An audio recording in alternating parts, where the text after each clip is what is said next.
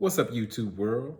It's your boy J Dub, the #1 comment on YouTube, and I'm back with another video.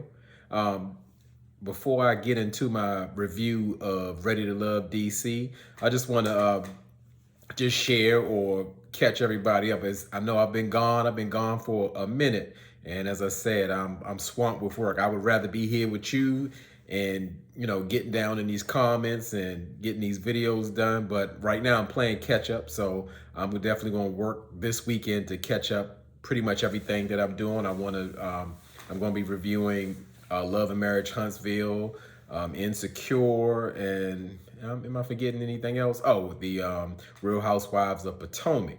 And before I get started, for those who are new to my channel, I do reviews of different shows, and I don't hit every scene. I just pick out, like, I feel like the most important parts. And as the #1 YouTube commenter, I'll enjoy hearing your comments and find anything that I missed or something that you want to share, because the model of this channel is say what you say.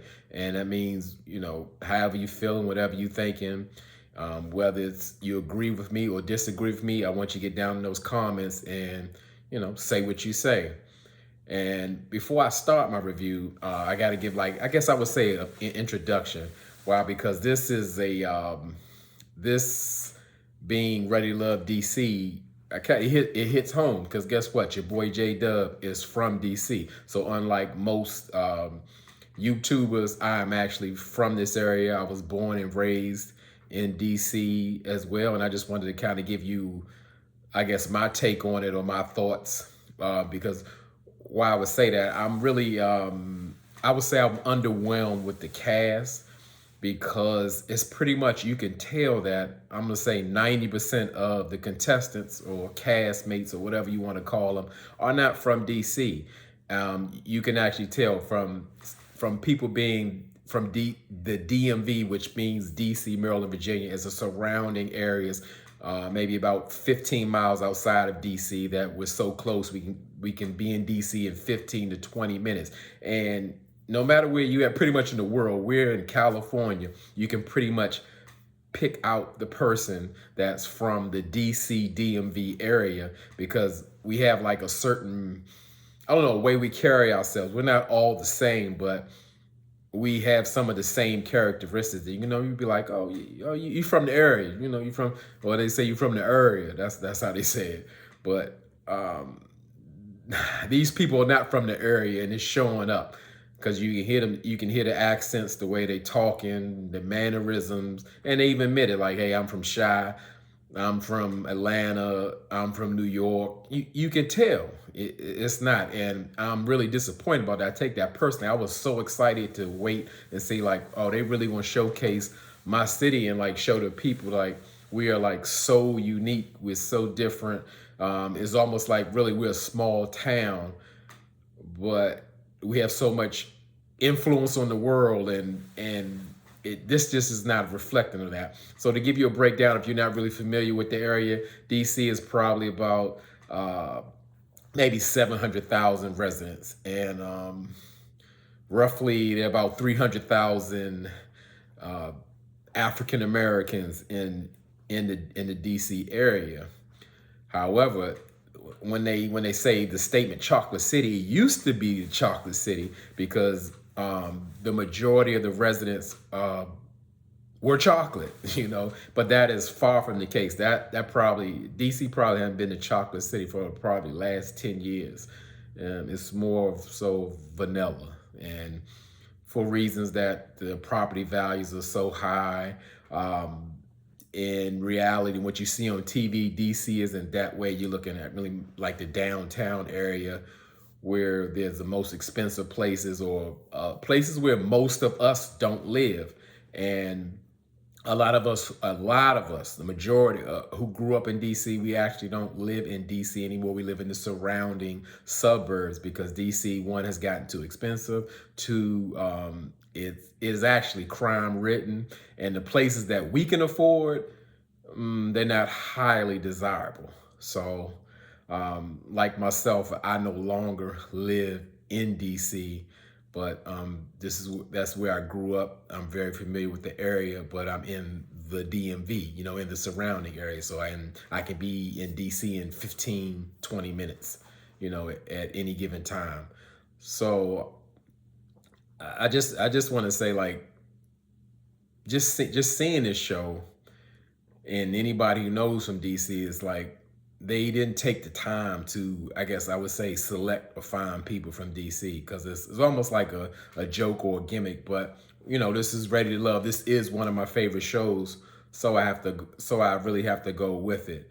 And just being surprised of, I almost want to do a rant on Corey in itself, and just to not go too deep on it, but to kind of make a little sense out of the situation.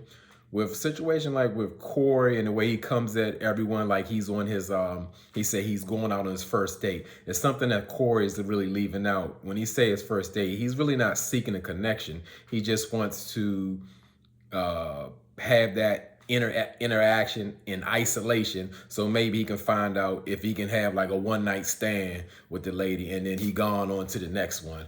And that's how it's done, because in reality there is a true women to men ratio. The women favor the men in a great deal, and we're talking where it's like everyone has kind of adjusted to that situation where like people are getting desperate, and the men are like having their pickings with women, whether they're married but they got 3 girlfriends, or let's say someone who would say like Carrington, who's never really been in a relationship because he doesn't have to. He has the choice or pick of multiple women, and it's a sad case because it also affects the women as well, because they're not expecting much. When you see that situation where Corey's just around collecting phone numbers, that's how it goes, especially for, let's say, like the younger generation. There is no connection. No one's seeking a connection. No one's expecting a connection. They may hook up for a couple of texts, and they just trying to meet up and have sex, and that's it. And that's where it's at. That's where it's like it's so lost, or people in general are just not trusting, especially women, because a lot of men don't have women's best interests at hand, and it's just like a continuing toxic cycle. So I could see how Corey is behaving, but it's hard to do that in a room full of grown women, or women who are actually looking for something serious, because Corey's bringing no substance. He just wants the first date. But enough about Corey and his game, the DC game and all that. Not that he's from DC for real, but I mean, that system works. Let me get your number, or put my number in your phone, and that's pretty much how it jumps off. So let me go ahead and get to the show. So this is Ready to Love, Season 4, Episode 3, All Roads Lead to Love. So it starts out with Tasia. She's sitting down with the guys, and from the last episode, she's just hot because she was in the last bottom people, and she really had a bone to pick with the guys, and she wants to know why. She has questions, like she felt like she had a connection. As I said, just because a guy got your number doesn't mean you had a true connection. You also have to understand this is a game, so people want to have like allies or somebody who's not going to vote them off, but she's taking it very personally. So I would really say leave it alone and just kind of evaluate each guy in dealing with the interaction. So while everybody's sitting around in a restaurant, we see Tommy, and he greets the group with his usual corny Tommy jokes, and he just lets everybody know that this week the ladies are going to hold the power in choosing what man actually has to leave. So he's suggesting to the men, like, you better get to mixing and mingling, and show your vulnerability, show these women something, so you can have a reason to be here. And in, again, Tommy fashion, he got to say, when I leave, you need to act like Obama just left the building. Tommy, he needs affirmation like I ain't never seen before. It was like, give it up for me. And, he always want a hand clap or a cheer. It gets kind of weird. So we start out with Tyrone. I call him Crazy Eyes. He's always looking and searching, and he's pretty much saying that he's nervous, like do all this mixing and mingling because he's like an IT guy, and his awkwardness is showing up like when he's dealing with ladies. You know that ladies are, you know, trying to talk with him and flirt with him, and you know he's just off. You can tell something is wrong, or he's just not in his element. And they show Carrington, he's with Carrie, and I would call he's doing his follow-up interview. And Carrie mentions that in the confessional that like the first time she spoke with Carrington, it felt like she was on an interview and she wished they could just have like a normal conversation. Because you can see Carrington, he's just firing the questions like off, or general questions like, you know, so what you want to, what's your goal in 5 years? And it's almost like he's asking questions to ask another question. And Carrie really says that's a turnoff. That, you know, there's no connection. And we go with we see Courtney, and Courtney straight up says that she's a Leo and she's an alpha female. So she enjoys the pursuit of a man, like she's hunting. She's a lioness, and actually Cornelius is her prey. You know, Cornelius is also Camille's prey, the Black Widow. And to me, Courtney, she finds like Cornelius endearing, like his good guy nature. He seems wholesome, but she comes off very strong to him, and it seems like it's overpowering. He seems like he's just being polite, you know, with the Cornelius smile. The ladies love it, but to me, it's like a smile of like you're masking how uncomfortable you are, and almost like he's covering up something, or he's hiding something. But maybe we'll find out, maybe we won't. And it's really, I don't see the connection with him. It's more like she said, she's hunting him, she's pursuing him, and he's just going along for the ride. So we get a sit down with Sabrina and Corey, and they're having a conversation. And just from the conversation, what I just learned instantly, she's just a real grown woman. She's 45. She's a seasoned woman, and Corey's, you know, he's trying to spit that game, but it's weak, and Sabrina can like see right through it. And Corey's, I guess he would consider a compliment, telling like, yeah, when I saw you, you know, I knew it's something I could do something with that. Talking about her, and you know, she like, you know, that's not a compliment. That's off-putting. You know, you talking to me like that you put me in another space is not, you know, we're supposed to connect. You're so insistent on us to have a date. Let's have a conversation. Let's have a flow. You know, let's get to know each other. And Corey's just like, he feels defeated. Like his game doesn't work. What they call, he's a one-trick pony. That's all he got. He shot his shot and he missed, and that was it. And he don't have nothing else left. And Sabrina just, like I said, she's too much of a grown woman to even receive that kind of situation. So Corey has nothing coming with Sabrina, and I'm glad, like, you know, she called him out, and she was actually like schooling him in a sort, just letting him know like that's not a way you approach a lady or talk to a lady. So we see Corey, he struck out with Sabrina, but he has a date with Mumin, and a date only came about because she was stranded and he changed her tire. And by him changing her tire, that sparked that love language that Mumin has as far as the acts of service, and she really appreciated that. I call it a pity date, or you know, like she owed him or something like that. And she's saying that she really doesn't go for like a nerdy or quirky guy like Corey. And I wonder, does Corey really know that she sees him like that? Because I mean, it seems like he thinks he's smooth with it, and he's really not. And they actually have a date, and they're at like a little park, and they're taking selfies, and they're just taking a nature hike, and it quickly turned to a after school special. And I call it "Don't Go in the Woods with a Stranger." He you know, he just conversating with Mumin and just trying to find out like where she's at with him, or you know, by you know him coming on or helping her out, did that surprise surprise her, or does he see her differently? And she was like, yeah, because again, he spoke to her love language, that act of service. So they're sitting on a log, and he's just talking to her, and out of nowhere, he hops up right behind her, and her eyes went like this, and she's like, she just wants to know what's going on, and he just letting her know, well, I just, without her permission, he's right up next to her, on her butt, just sitting on a log, and he was just like, well, I just want to do like a role play thing or whatever. And he can see and sense that, even that he can't see her face, that she's very uncomfortable. So he gets off the log. But then surprisingly, Newman is like, well, let's go ahead and finish with the role playing. And like Corey's thrown off. They're like, I'm here trying to make a move on you or do something very inappropriate without your permission in the woods. And she wants to go with it. So he's acting like he's riding a horse, time he's in Django and all that. I mean, it's like, it's awkward, it's cringy,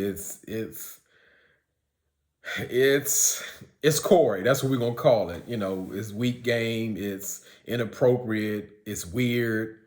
And she even asked him, she used the word like, like, I didn't know what you were doing back there, and what type of party is this? You like, you can see that it's off. And I was more shocked that she actually just went with it. I don't know if she did it for the show to make it more live, or she was just so uncomfortable she didn't know what to do. But I'm gonna start calling Corey the creep.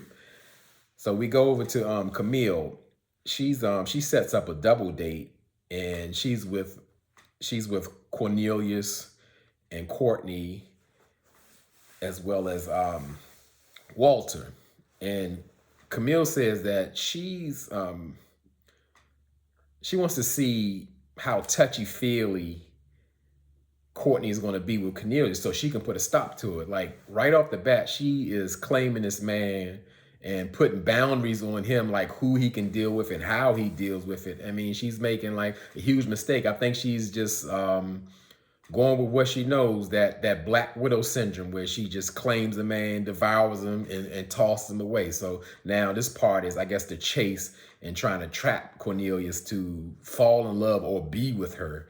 And I don't think that's definitely not a good tactic, not in this setting anyway, because everybody's supposed to be mingling and getting to know each other. So the group, they go right in. They're discussing the heavy topics. They're dealing with religion and sex. And a key phrase, I don't know if anybody else caught it, but I noticed that the line is, the alpha female Courtney said, if I'm going be wifing somebody up, the sex game can't be whack. And normally what threw me was like, that's normally what a man would say about a woman. If I'm going to be wifing up, I'm going to be wifing up somebody. And I just thought that was off. But like, I'd really never say or get into say like, oh, women give off masculine energy, but this one is befitting. Courtney is giving off big time masculine energy, almost like the role of a man. And she pretty much responds into Cornelia saying that he wants to wait, after marriage to have sex. And she's like, well, he better pray for something else, because I got to have sex before I get married. And even like I said, that male energy, while Courtney's talking, she's using an example like, well, I'm into physical touch as well. And she started touching on Cornelius, and the Cornelius smile. and as you can see, the Black Widow, Camille, she's not happy about it. She's telling him like, she don't need to be doing that. And like I said, she's claiming Cornelius, and she's telling who can touch with him. And Cornelius being nice, still smiling. Yeah, well, Courtney, she can do that. She can touch it. And she's like, no, she can't. No, she can't. And I mean, that's just a sign of trouble. I don't even know how long Camille is going to last, but to me, she's actually the best. I'm gonna call it the character or contestant on here. Is because that's almost what it seems like. These people don't seem authentic. They seem like placed actors. But we're gonna act like everything is normal and real. But Camille is the most entertaining out of all of it. I don't know if she's ready to love, but she's very entertaining. So we see Tyrone. He's meeting up with Zada. He has a date with her, And, you know, Zadia is bringing all the body to the date. She got her little, almost like a workout outfit, but it's kind of like a different material. And Tyrone is definitely impressed. You know, he's saying he's trying not to cheese because he's really feeling that body. And I thought, I thought that I don't know, the outfit was more, it looked like she was going to work out, but they was meeting for a date. I thought it was a little off, but Zadi can do that. She can pull it off. And they get into, just about having connections. And Tyrone says that he likes that Zadia builds things, talking about like she builds up people. And she mentioned that she also builds people up mentally as well. And Tyrone jumped right into telling Zadia, like, well, I deal with anxiety. And she's thinking like, because he's an entrepreneur, that all that pressure in having your own business does. He's like, no, as far as the entrepreneurship is going well, I'm also have PTSD from being in the military. And he even mentioned that he's been hospitalized a couple of times. And I'm not sure how I feel about him revealing that so quick. That was like their first date, because it is great, especially now, because that was the assignment. They were supposed to get vulnerable with these women, but I don't know if you would tell someone that right off the bat, because you haven't even, let's say, found that connection, even know that you are interested in moving forward with them. So I probably say he should have saved that, maybe till later, if their connection grew, if they were building on something. Drop down in the comments, let me know what you think, because I was a little confused, but I don't know if that was too soon or that was right time just to jump out there and be forward with the PTSD thing, because to me, maybe someone could take it as a red flag, or some people will say, hey, I appreciate that vulnerability and that helps me make a decision. So we go to Carrington and Aisha. They went on a date. They said they were out on U Street, which is a very popular strip of shops and restaurants for nightlife, and in the daytime as well. And I really didn't see the connection that Carrington had with Aisha at all. It just more seemed like Carrington was just going through the motions or running his so-called game. And Aisha gets right to it. You can tell she's serious about the process. So she's just started firing off questions. And she pretty much asked Carrington, because she's 38 and he's 33, is that 5-year age difference a problem for her? And Carrington pretty much said, well, well, it's not a problem for me. Usually, 38's kind of young. I usually deal with a lot of older women. And she was just wondering. And then Aisha wants to know, like, as far as his previous relationship, how did that go? What was that like? And it seems like, I don't know if he wrote this down and put it in his jacket pocket. He talking about, well, the last relationship, I really couldn't call it a relationship. The kids call it a situationship. It's so corny. And Aisha said, well, if you didn't have a relationship, so, well, it's situationship. Have you ever cheated? And he just reinforced that, hey, I've never really been in a relationship, which to me is really a red flag. At 33 years old, you've never been in a relationship. So what have you been doing? Just playing the whole time. And so now you're jumping into something that you're ready to love, and you've never even been in love or know what that looks like. So I would say, as far as the things Aisha knows, she's not really getting that much from Carrington, because even still, it seems like his answers are kind of changing from what they were. Because before, he said he had a child from a relationship, and he actually the only thing good came up from a daughter. And then before, he was some kind of big extravagant something, but now he's just a event planner. So to me, Carrington speaks with deception, and it's something off about him. So Aisha has to prompt him and say, well, what do you want to know about me? And he'll say, well, how was your last relationship? And she breaks down that, pretty much Aisha, she said she's been married for 12 years. And I guess dealing with that trauma, she actually went and did the work, meaning like she went to therapy. And not only did she go to therapy, she took her kids to therapy, because she didn't want to come, I guess, into the next relationship as a broken person. She wanted to heal. And I really commend her on that, because as she said, like in the Black community, there are, some people see therapy as like a negative stigma where like either you're crazy or it's just something that doesn't work. And I applaud her for doing that, because I mean, that just makes sense. We all could benefit from some type of therapy, because most of us have some type of previous trauma or things we haven't cleaned up that we continue to carry within ourselves and in our relationships. And overall, that kind of situation, it moved Aisha, and she got really emotional about that, especially like when speaking about her children. But as far as her taking Carrington seriously, she's saying like pretty much she believes he's too young. Feels like at the age of 33, him trying to find love, get married, and well, she didn't say get married, but have a serious relationship, that probably shouldn't be his focus. I don't think 33 is too young to start that process, but maybe she doesn't see that. She doesn't see that in him. So I'm gonna say I'm gonna stop right here, and I'm gonna do a part 2 to make sure that my videos download and play. So stay tuned to part 2 of Ready to Love.